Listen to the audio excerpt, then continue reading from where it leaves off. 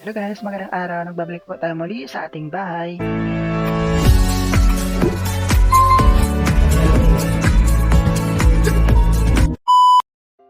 Ang susunod na property na ating pupuntahan ay located dito sa may Greentown Village sa may Mambugto, Bacoor, Cavite. Ang ganda ditong location kasi napakalapit niya sa lahat. May malapit na schools dito, malapit yung mga grocery, malapit do sa may DV Mart, dito sa may Molino. And then, dito din sa may Aguinaldo Highway, malapit lang din siya. Tapos, yung mga eskwelahan, meron din dito sa mga malalapit lang. Very accessible nga itong location na meron ding yung jeep na dumadaan dito sa may Paliko Daanan Road. Ayan. Bali, andito tayo sa may Paliko Daanan Road. Yung location ng subdivision is nasa loob siya ng Green Plain Village. Unahan lang siya ng konti dito sa may Dali Store. Madadaanan natin yung Dali dito. Ayan. Hindi siya sa loob ng Greentown Villas. Akala ko kasi nung una, yung Greentown Village sa Greentown Villas ay pareho lang. Yun pala, magkaiba sila.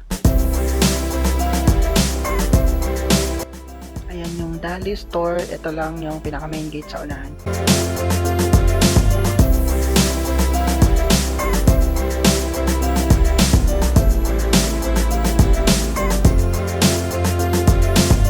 Ayan na siya, bali mula dito sa may Paliko Daanan Road, papasok tayo dito sa may Green Plain Village. Tapos mula dito sa bungad niya, pakanto. Unang kanto lang pa kanan, naliliw tayo dyan. Tapos straight lang natin yung kalsada, papasok doon sa may Greentown Village. Bali dulo nitong kalsada na to is yun yung pinaka main gate ng Greentown Village. Maganda din naman itong subdivision kasi ano siya, madaming puno.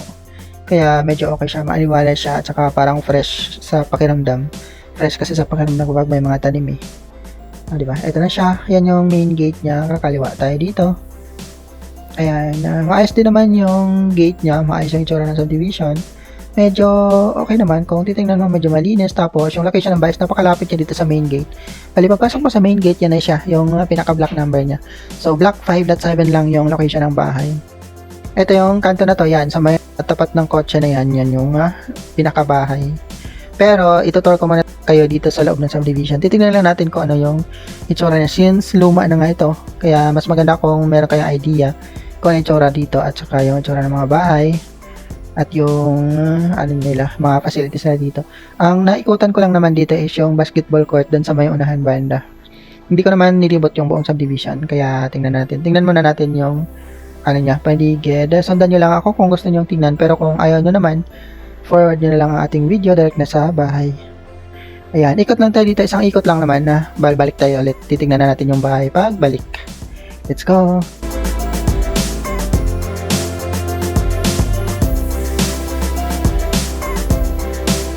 So, ma-observe nyo naman na meron mga corner unit dito na malaki. Pero yung mga parking area niya is wala talagang nakaspecify na may parking lot yung bahay.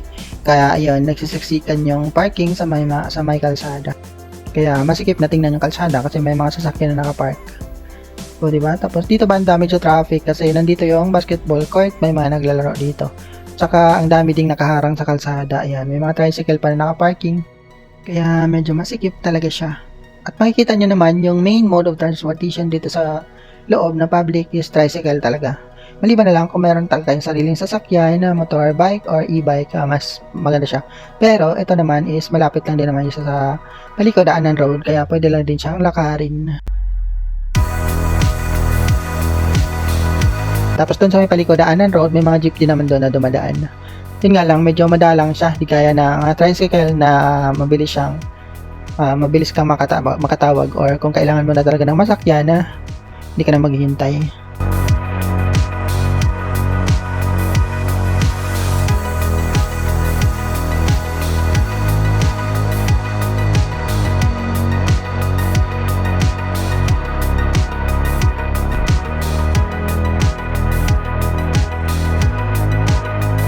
Ito na, bumalik na tayo dito sa main road na dinaanan natin kanina.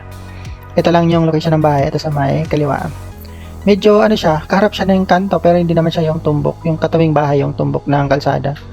Yung properties hindi naman siya. Itong property ay available sa negotiated sale under batch 15184. Ang acceptance of bid offers is from October 9 to 13 and then ang opening of bid offers is on October 16.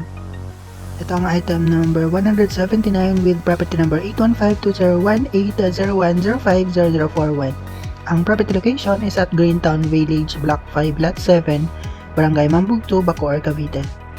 Ito isang townhouse na may lot area na 36 square meter and then floor area of 47 square meter.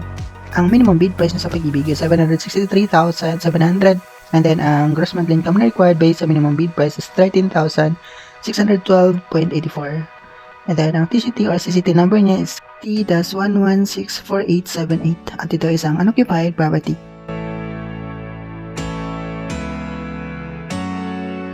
Ito po yung bahay, mayroong kotse na nakapark dito, malamang kotse na kapitbahay ito. Ayan, ito yung itsura niya sa kalsada at mga kapitbahay. May kalamaan na nga itong bahay, ayan yung parang kanto niya. Yung harap niya na bahay is bakante, ito, malaki yung open area. Hindi ko sure kung may nakatira dyan, hindi ko tinignan, pero yan yung status ng katapat na property. Ito yung itsura niya sa harap, maraming dito medyo maraming basura na katambak. May bakod na nga ito. Ayan yung tsura niya.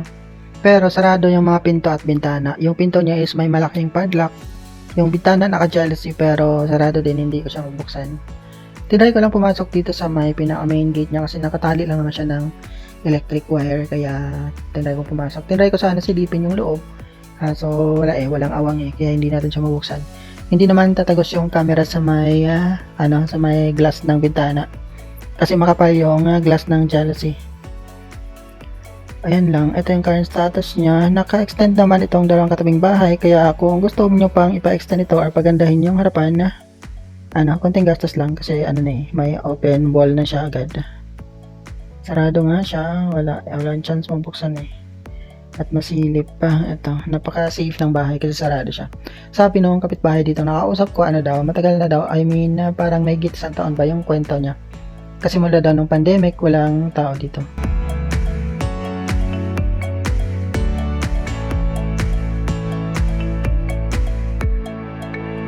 Tinry kong ituon yung camera, wala talaga malabo. Hindi talaga siya tatagos.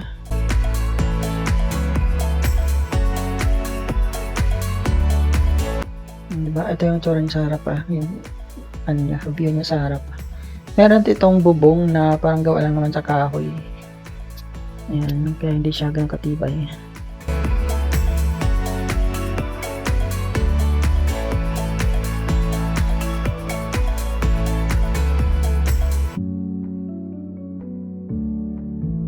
Gara ng dito design ng mga grill nila sa gate at sa bakod. Wala di talaga mabuksan yung jealousy. Mahirap mahirap galawin. Buti sana kung pwedeng buksan kasi wala nakalak sa loob pa for sure. Sabi ng kapitbahay may tubig kuryente na daw to. Yung tubig na hindi ko pala natanong yung provider pero parang may nilad yung supplier dito ng tubig. Hindi naman issue yung may nilad dito kasi Bacoor lang to kaya malakas naman yung supply ng tubig dito. Maliban na lang kung meron talaga ang interruption. Pero usually malakas talaga yung supply niya. Ayan. Pero hindi pa rin ako sure dito sa subdivision. I-confirm niya lang po sa kapitbahay kung gusto niyo mag-bid dito. Ayun lang, palabas na tayo. Napakalapit lang dito sa main gate. Ito na siya. Pag lalabas mo dito sa kanto, gate na siya palabas. Ayan. Di ba? Lapit-lapit. Pwede lang siya ang moving distance. Dito ko lang tatapusin ang ating video. Maraming salamat sa panonood. Hanggang next time po. Muli, ingat kayo palagi and God bless. Good luck sa bidding.